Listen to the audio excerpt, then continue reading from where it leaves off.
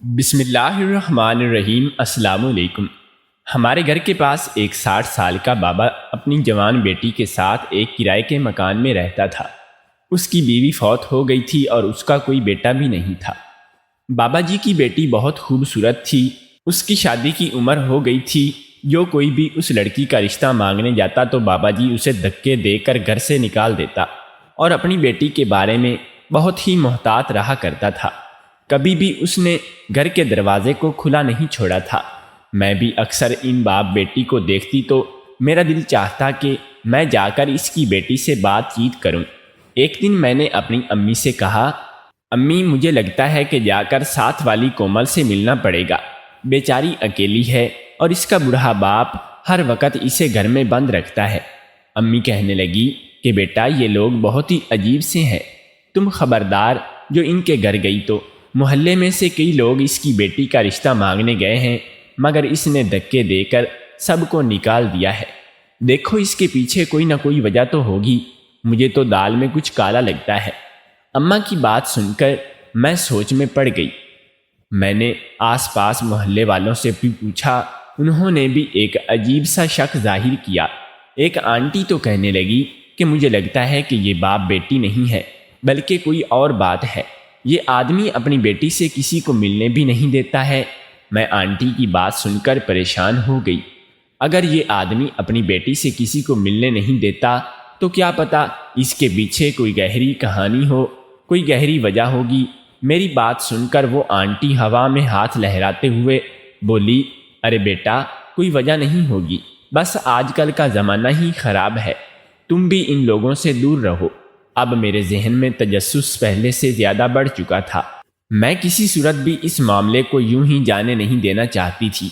ایک دن جب میں اس گھر کے دروازے کے آگے سے گزرنے لگی تو مجھے اندر سے رونے کی آوازیں آنے لگی۔ رونے کی آواز سن کر میں دروازے کے پاس ہی کھڑی ہو گئی۔ میں نے کان لگا کر سننے کی کوشش کی تو ایک لڑکی زاروں قطار رو رہی تھی۔ میں نے گھر کے دروازے پر دستک دی۔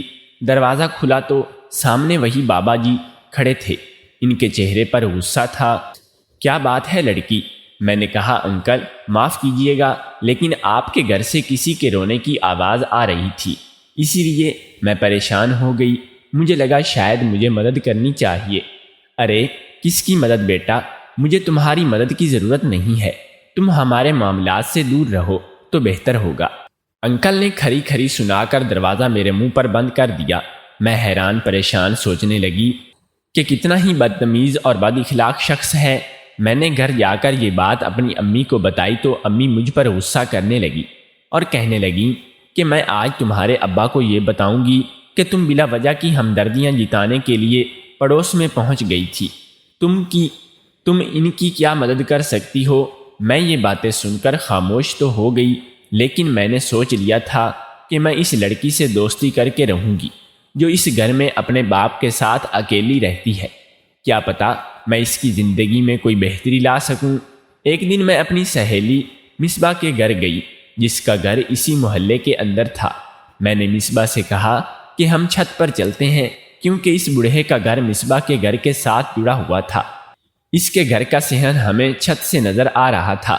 میں یہ دیکھ کر خوش ہو گئی۔ مصباح بولی کہ اس میں خوش ہونے والی کیا بات ہے؟ میں نے کہا، اب میں اس لڑکی سے دوستی کر سکوں گی جو اس گھر کے اندر رہتی ہے۔ میں نے اپنی دوست کو بھی سارا معاملہ بتا دیا اور اسے کہا کہ مجھے لگتا ہے کہ اس گھر میں جو لڑکی رہتی ہے اس سے ہماری مدد کی ضرورت ہے۔ میری بات سن کر مصباح نے میرے آگے ہاتھ جوڑے اور بولی، جانتی ہو تم کس کے بارے میں بات کر رہی ہو؟ اس کی بات نے مجھے مزید ڈرا دیا تھا۔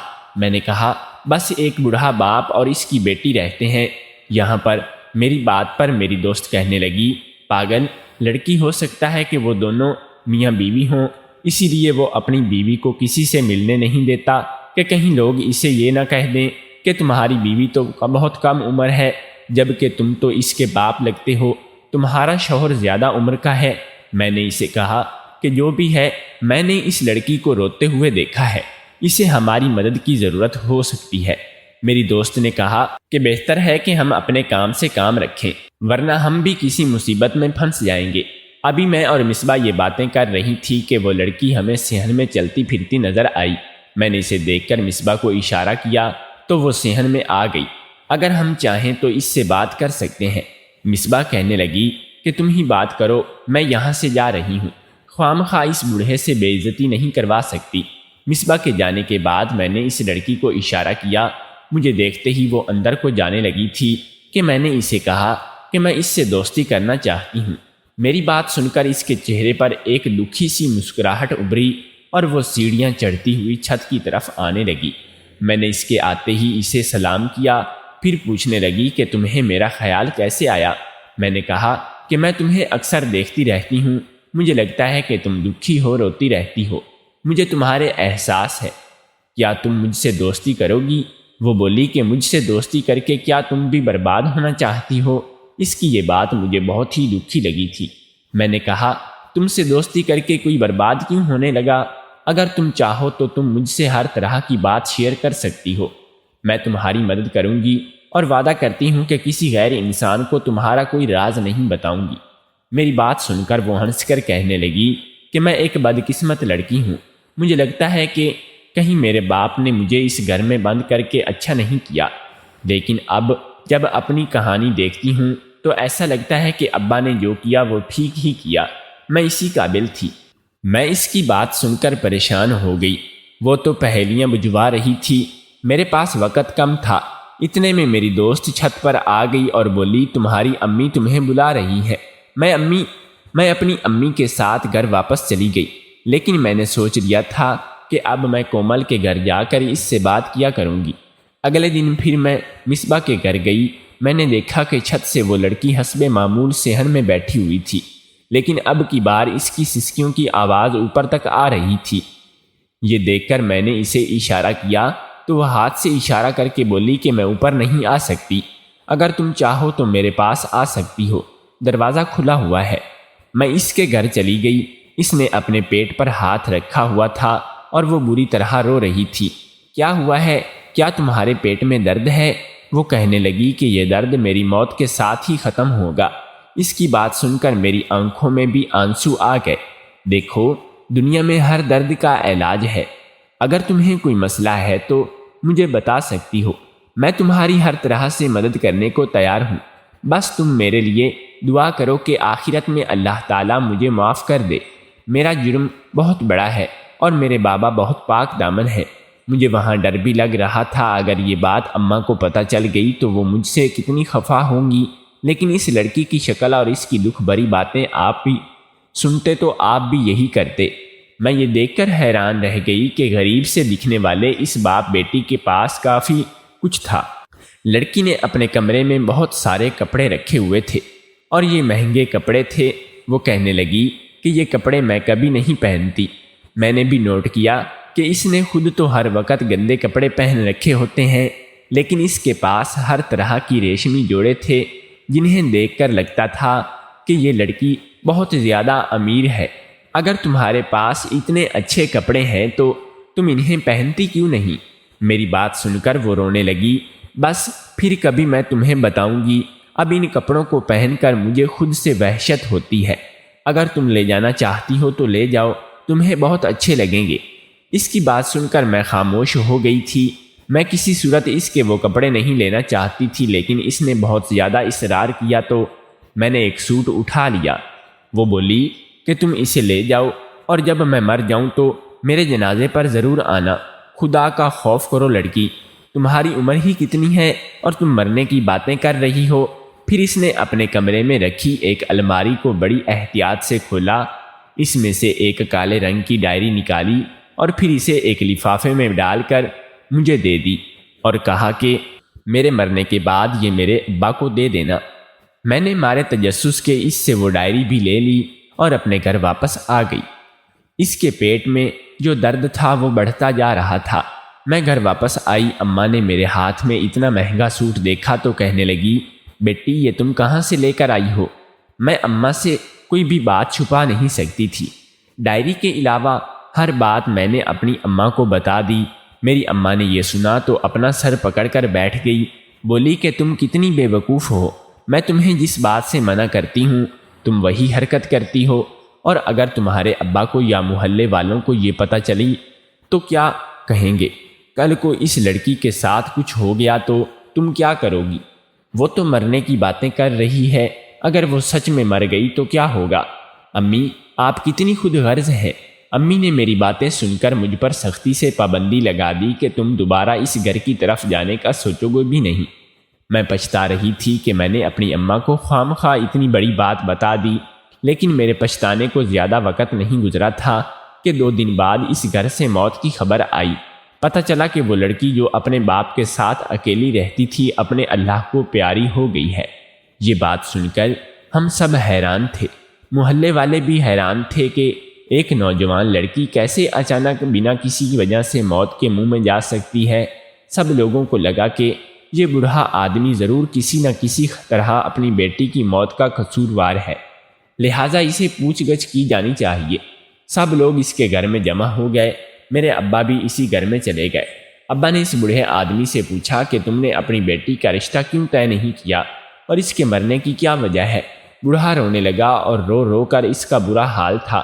وہ بس یہی کہہ رہا تھا کہ اس کی بیٹی خود کسی سے شادی نہیں کرنا چاہتی تھی اور لوگوں کے بارے میں بار بار آنے پر ان پر غصہ آ جاتا تھا، اور اس کی موت کی وجہ یہ بوڑھا نہیں تھا۔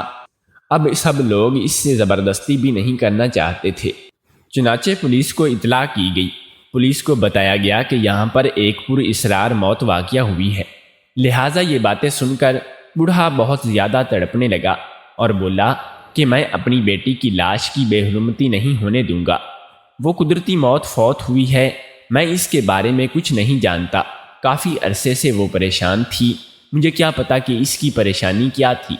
میں نے اس سے بہت بار پوچھا، ڈاکٹر کے پاس بھی لے کر گیا تھا، میں آپ کو رپورٹ دکھانے کے لیے بھی تیار ہوں، لیکن خدا کے لیے میری بیٹی کو تھانے اور کچہری وغیرہ کا حصہ مت بنائیں۔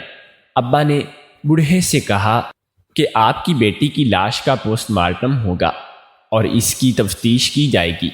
اس کی موت کیسے واقع ہوئی، کوئی بھی ایسا کام نہیں ہوگا جس سے آپ کی بیٹی کی لاش کی بے حرمتی ہوگی۔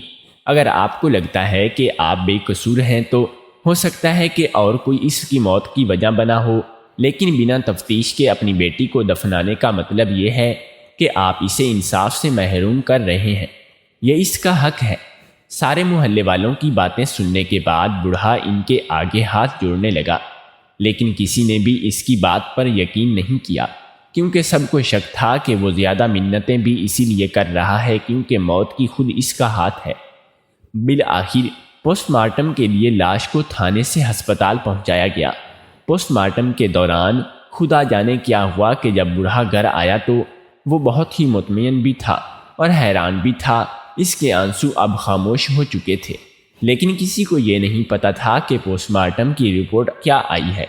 پولیس والوں نے بڈھے کو بے قصور کہہ کر اسے چھوڑ دیا تھا، اور میرے ابا نے بھی کہا کہ بوڑھا بے قصور ہے، اس نے اپنی بیٹی کو نہیں مارا تھا۔ لیکن ہم اندر کی کہانی جاننا چاہتے تھے کہ آخر اس لڑکی کے ساتھ ہوا کیا ہے۔ میں نے یہ سوچا کہ بوڑھے سے جا کر خود پوچھا جائے، لیکن اماں نے مجھے سختی سے منع کر رکھا تھا، سو میں یہ بات اپنے منہ پر نہیں لائی۔ مگر کچھ دن کے بعد میں نے سوچا کہ وہ ڈائری جو میں نے اس لڑکی سے لی تھی اور اس نے مجھ سے یہی بات کی تھی کہ جب میں مر جاؤں گی تو یہ لفافہ جس میں ڈائری ہے اسے میرے بوڑھے باپ کو دے دینا۔ سوچا کہ کیوں نہ جا کر اسے دے آؤں، یہ اس کی امانت ہے، اگر میں چاہوں تو خود بھی پڑھ سکتی ہوں، لیکن یہ اس کی امانت ہے، مجھے اسے کھول کر نہیں پڑھنا چاہیے بلکہ جا کر اس بوڑھے کو دینی چاہیے۔ وہی لمحہ تھا کہ جس میں میں نے یہ فیصلہ کیا کہ میں جا کر وہ ڈائری لوٹا آؤں، مگر جیسے ہی میں نے بوڑھے کے گھر کے دروازے کی طرف دیکھا، وہاں پر ایک بڑا سا تالا لگا ہوا تھا۔ میں نے آس پاس لوگوں سے پوچھا تو پتہ چلا کہ یہ مکان بوڑھے نے کرائے پر لیا ہوا تھا اور اب وہ اپنا سارا سامان لے کر یہاں سے چلا گیا ہے۔ اس نے سڑک کی دوسری طرف جو علاقہ لگتا ہے وہاں پر اپنا ایک بڑا سا گھر خریدا ہے اور اپنا کاروبار شروع کر لیا ہے، اور وہ اپنی زندگی میں آگے بڑھ چکا ہے۔ مجھے بڑی حیرت ہوئی کہ آخر بیٹی کی موت نے بوڑھے باپ کو کیسے امیر بنا دیا تھا۔ وہ باپ جو پہلے اس غریب محلے میں کرائے کے مکان پر رہتا تھا اور ایک دکان پر مزدوری کا کام کرتا تھا، اب ایسی کون سی گدڑ سنگی اس کے ہاتھ لگ گئی ہے کہ وہ بیٹی کی موت کے بعد اپنا گھر اور کاروبار شروع کر بیٹھا ہے۔ میں نے سوچا کہ وہ ڈائری کھول کر میں خود پڑھ لیتی ہوں کہ اس بوڑھے کو کہاں پر ڈھونڈوں گی۔ اسے پڑھنے سے مجھے ساری حقیقت معلوم ہو جائے گی، پھر اگر کبھی وہ ملا تو میں ڈائری اسے دے دوں گی۔ جب میں اس لفافے میں سے ڈائری نکال کر پڑھنا شروع کی تو میرے ہوش اڑ گئے۔ اس نے جو باتیں لکھی تھی وہ بڑی ہی عجیب و غریب تھیں۔ بوڑھے کی بیٹی نے آنسوؤں سے بھری ہوئی تحریر لکھی تھی: ابا جان، مجھے معاف کر دینا، میں نے جو بھی کیا اس میں غلطی میری ہی تھی۔ اس گناہ کے بعد میں آپ کے سامنے سر اٹھانے کے قابل نہیں رہی تھی۔ آپ کی تربیت کا کوئی قصور نہیں تھا۔ ماں کے مرنے کے بعد آپ نے مجھے ماں کی کوئی کمی نہیں ہونے دی۔ مجھے ایک لڑکے مزمل سے پیار ہو گیا تھا۔ اگر میں اس کی باتوں میں نہ آتی اور اس دن اتنا بڑا قدم نہ اٹھاتی تو وہ مجھے کبھی بھی اپنے گھر لے کر نہ جاتا۔ مزمل ایک بہت ہی امیر باپ کا بیٹا تھا۔ میں اس کی بڑی سی گاڑی اور اس کا بنگلہ دیکھ کر پاگل ہو گئی تھی۔ مجھے لگا کہ وہ سچ میں مجھ سے محبت کرتا ہے اور مجھ سے شادی کرے گا، مگر وہ تو مجھے اپنے مقصد کے لیے استعمال کر رہا تھا۔ میں مزمل کو کسی مسیحا سے کم نہیں مانتی تھی، مگر وہ مسیحا نہیں، وہ تو بھیڑیا نکلا تھا۔ میں ایک غریب باپ کی بیٹی تھی۔ میں جب اس کے بڑے سے گھر میں داخل ہوئی تو اس نے مجھ سے یہی وعدہ کیا تھا کہ وہ مجھے اس گھر کی بہو بنائے گا اور مجھے اس گھر کی شہزادی بنا کر رکھے گا۔ لیکن وہاں جا کر مجھے پتہ چلا کہ وہ تو میری عزت لوٹنے کے لیے مجھے لایا ہے۔ میں اکیلی لڑکی کچھ نہیں کر سکی تھی۔ میری چیخوں کی آواز کسی نے نہیں سنی تھی۔ اب میرے پاس کچھ نہیں بچا تھا۔ جب مزمل اپنے مقصد میں کامیاب ہو گیا تو اس نے مجھے ایک ہیرے کی چین میرے سامنے پھینک دی اور کہا کہ یہ تمہارا گفٹ ہے۔ میں نے یہی سن رکھا تھا کہ ہیرا نگلنے سے انسان کی موت واقعہ ہو جاتی ہے۔ میں اب مرنا چاہتی تھی، میں زندہ نہیں رہنا چاہتی تھی، اس لیے میں وہ ہیرے کی چین نگل گئی۔ مجھے کچھ سمجھ نہیں آیا کہ وہ چین کیسے میرے حلق سے نیچے اتر گئی، مگر میری موت واقعہ نہیں ہوئی۔ مزمل نے مجھے تھوڑی سی دیر اس کمرے میں رکھا اور پھر مجھے میرے گھر چھوڑ دیا۔ وہ لمحات میری روح پر ہمیشہ کے لیے بوجھ بن گئے تھے۔ میں خود کو کبھی معاف نہیں کر سکوں گی۔ میں ابا سے چھپ کر مزمل سے ملتی تھی اور اب میں مرنا چاہتی تھی۔ میرے پیٹ میں شدید درد تھا۔ میں نے آج تک کسی ڈاکٹر کو یہ حقیقت نہیں بتائی تھی کہ میرے پیٹ سے نکلنے والا خزانہ میرے باپ کی غربت کو مٹا سکتا تھا۔ میں جیتے جی آپ کو یہ حقیقت بتا کر آپ کی عزت تار تار نہیں کرنا چاہتی تھی۔ مجھ میں اتنا حوصلہ نہیں ہے کہ میرے پیارے باپا، اب تو میں مر گئی ہوں، خدا کے لیے مجھے معاف کر دینا۔ آپ کی پیاری بیٹی کومل۔ اس لڑکی کے غم اور دکھ کا اندازہ مجھے ہو چکا تھا۔ باپ بیٹی کی عزت پر آنچ نہ آنے کے لیے پوری دنیا سے لڑتا ہے، اور وہی بیٹی اگر اپنے باپ کی عزت چند لمحوں اور چند میٹھی باتوں کے آگے گنوا دے تو اس سے بدقسمت کون ہوگا؟ خدا کے لیے جو لڑکیاں میری کہانی سن رہی ہیں تو اس سے سبق حاصل کریں اور مجھے بتائیں کہ مجھے وہ ڈائری کومل کے باپ کو دینی چاہیے یا نہیں۔ اگر میں انہیں یہ ڈائری دے دوں تو وہ اسے پڑھ کر جیتے جی مر جائیں گے۔ میں بہت پریشان ہوں، مجھے جواب ضرور دیجیے گا۔ اگر ہماری سٹوری اچھی لگی ہو تو کمنٹ کر کے ضرور بتائیے گا۔ شکریہ۔